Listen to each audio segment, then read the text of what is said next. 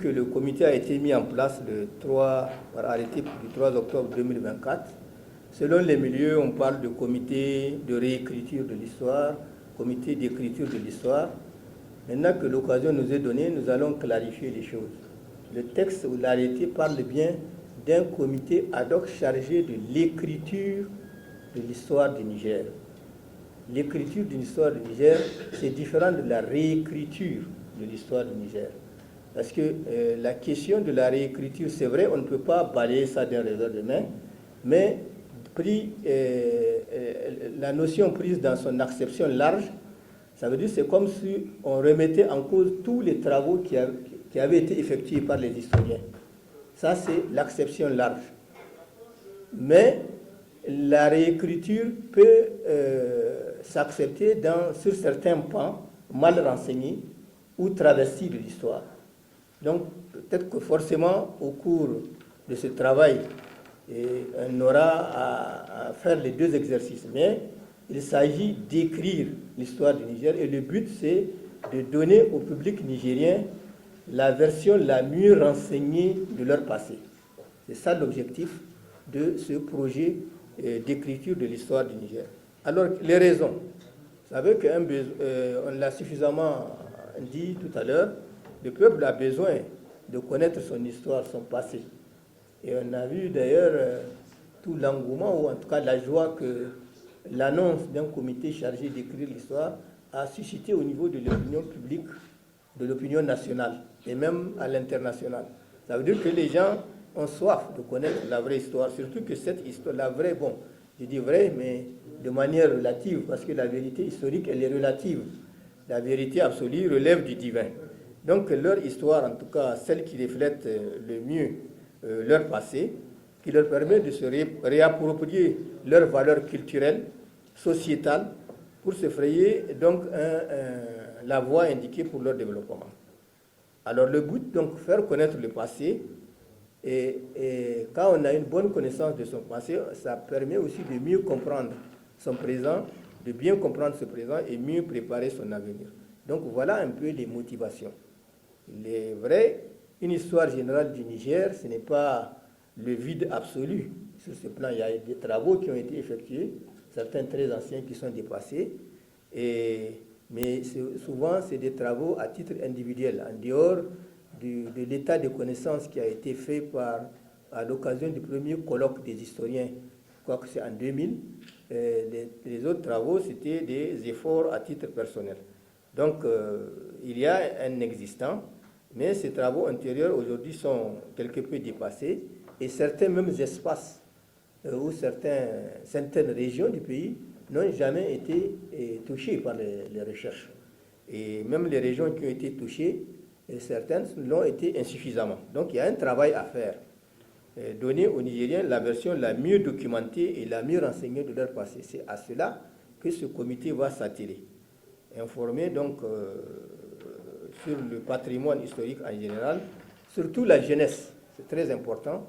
Tout à l'heure, le Premier ministre a un peu parlé de cela, l'importance pour une jeunesse qui est éclairée par rapport à son passé. Alors, la nature de ce travail, naturellement, ceux qui sont appelés à écrire, ce sont des historiens. Donc, le souci va être surtout un travail de haute qualité scientifique, c'est-à-dire élaboré selon les normes de l'écriture de l'histoire.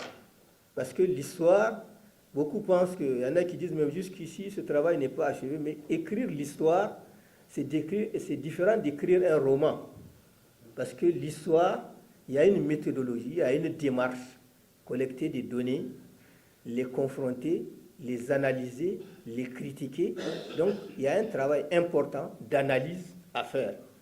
Et aussi, donc, c'est un travail, notre souci va être de fournir un travail de qualité sur le plan scientifique, un travail dépourvu de tout dogmatisme, c'est-à-dire qu'il n'y a pas des idées reçues qu'on doit absolument faire passer. Notre souci, c'est l'objectivité.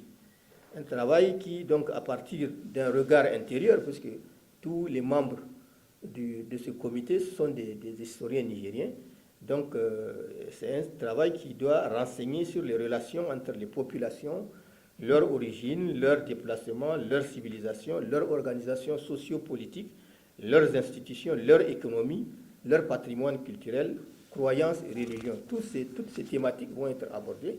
Donc il s'agira d'écrire une histoire globale, parce que l'histoire peut être une histoire spécialisée, si on étudie seulement un pan, par exemple l'histoire politique. Mais là, il s'agit d'écrire une histoire globale qui donc repose sur toutes ces thématiques-là que je viens de signaler tout à l'heure. C'est un travail, comme vous l'imaginez, qui est titanesque et parsemé aussi de multiples défis. Parce que, comme je disais, l'histoire est insuffisamment connue, voire inconnue pour certaines régions. C'est une histoire qui porte sur la longue durée, depuis la préhistoire, depuis les temps de la préhistoire jusqu'à nos jours. C'est une histoire qui concerne l'ensemble du territoire et même au-delà. Parce que ces frontières au sein desquelles nous vivons, ce sont des frontières artificielles qui ont été tracées. Par le passé, ces frontières n'existaient pas. Et les peuples aujourd'hui qui sont dans cet espace, certains, les ancêtres viennent d'ailleurs. Donc, l'historien doit aller plus loin, au-delà même de cet espace. Ça, c'est un grand défi aussi à relever.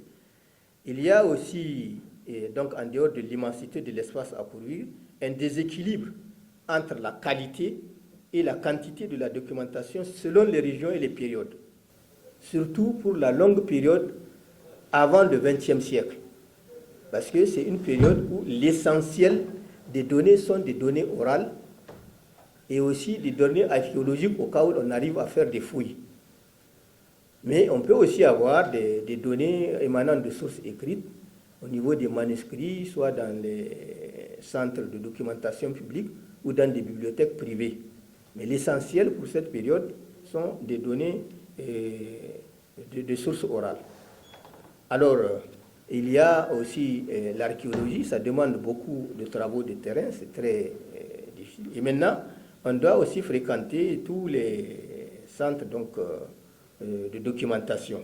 Et là, en ce qui concerne l'approche d'une manière générale, il suffit de partir de l'état des connaissances que j'évoquais tout à l'heure, de faire une revue critique de l'existant pour voir quels sont les thèmes développés, quels sont les thèmes qui n'ont pas du tout été développés, et à partir de là, d'élaborer le travail de collecte des données. Cela va nous amener au niveau des centres d'archives, des bibliothèques publiques et privées, et surtout des enquêtes de terrain, comme je le disais. Le but, donc, c'est de réunir des données supplémentaires sur les périodes et les thèmes et les zones les moins couvertes au niveau du pays. Recueillir le maximum de données fiables en combinant approches qualitatives, quantitatives, et enquêtes intensives, extensives. Et donc, c'est un travail très, très important d'investigation qui va être mené, qui a un coût très important. Je pense que c'est même ça, surtout vraiment le corps même du travail. Si on veut dépasser l'existant, il faut forcément aller chercher des données nouvelles. En conclusion, ce qu'il faut retenir, il s'agit pour le comité d'écrire une histoire générale, une histoire globale, une histoire sur la longue durée, de la préhistoire à nos jours, une histoire qui renseigne sur tous les pans du patrimoine historique des Nigériens. Une synthèse qui permet de mieux comprendre les sociétés nigériennes, de bâtir son avenir donc sur des bases solides, de nature à renforcer l'unité nationale et assurer un avenir radieux aux Nigériens. Cette synthèse, bien sûr, va servir de base à des travaux de recherche futurs, mais surtout aussi à la confection de nouveaux manuels scolaires, parce que malheureusement, et je veux conclure par là, notre histoire est pratiquement absente dans nos établissements. Et ça, c'est un grand problème, parce que la jeunesse, là, c'est elle qui aura en charge le pays. Et si cette jeunesse n'est pas très bien éclairée sur son passé, sur ses valeurs, naturellement, elle peut facilement tomber sous le coup de l'influence des externes.